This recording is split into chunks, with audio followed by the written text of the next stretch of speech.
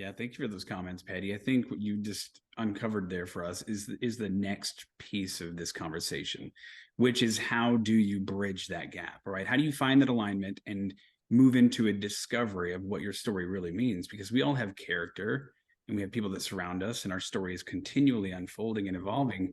But how do we take it to that next level? And Lindsay, you've got a great way. I think you asked three meaningful questions, and you and I kind of talked about them. And you helped me discover a little bit about what it is that you really pull out of people to trigger or catalyze those changes. So do you want to share with us the three questions that you kind of dive into to get people rolling in that direction? Yep. Yeah, these three questions, again, are the foundational questions to any worldview. So they're attached to that idea of that corpus callosum. They're the connectors to the inside and outside story. And so they're the piece that I start with. And obviously there's lots of other tools that come into play here. It's not just, hey, I asked these three questions and poof, we have the story. But I believe that when people are invited into thinking through these three questions, it opens up the pathway for conversations that expose the stories that actually need to be shared. And then I use another tool to kind of run those answers through and say, okay, how, it's called the authenticity flywheel that I created. And that really is like, it's like the pushback, the outside story pushing back to say, okay, this is what your inside story told me. Now let's use this flywheel to see if you're really living it out. So it's those two tools in tandem. So those three questions are, why am I here? What's gone wrong with my world? And what can I do to fix it? So again, no matter what your worldview is, these are the three questions that are central to any worldview and that you have to answer in order to have a thorough understanding of how you live and move and breathe through your world. So these can get deeply philosophical, deeply religious, deeply how you name it. But the why am I here and what's gone wrong with my world, I have found those are often can feel really easy to answer. Like, of course I know why I'm here. And especially, of course, I know where to point the finger and to say what's gone wrong with my world.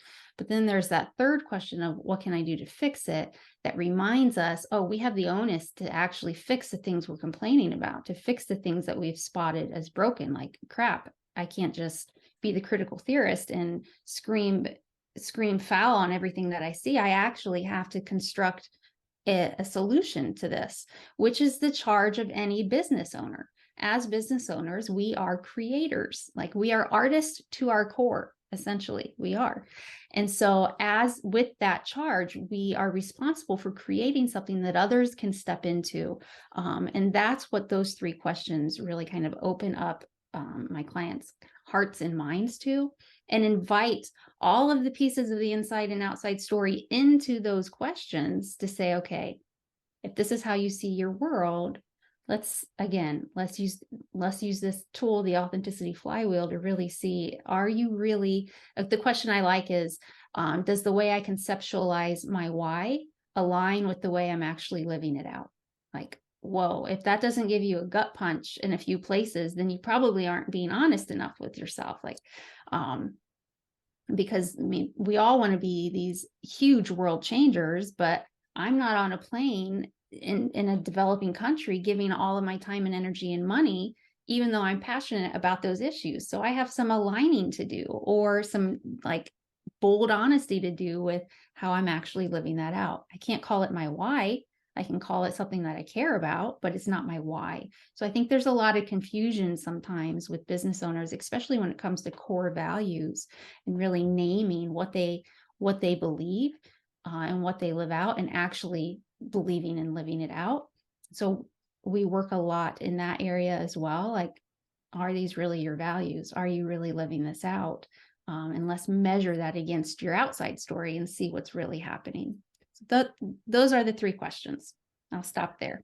I love it. And I know we're asking a lot of your secret recipe here. So thank you for sharing with us. I think that there's so much power in finding what's gone wrong in your own life.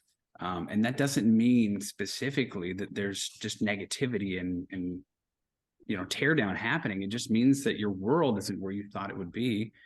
And that's your personal world, right? Because we all intersect, we all interact, we all learn and grow from each other. So I love that you dive into that. But first you ask them, why are they here? Mark Twain said there's 2 days that matter in life, right? The day you're born and the day you find out why. And for some of us, that might be a recurring awareness. Maybe we've evolved. Maybe we've transitioned in life. Maybe we've discovered that our world is meant to be something bigger, better, and more beautiful.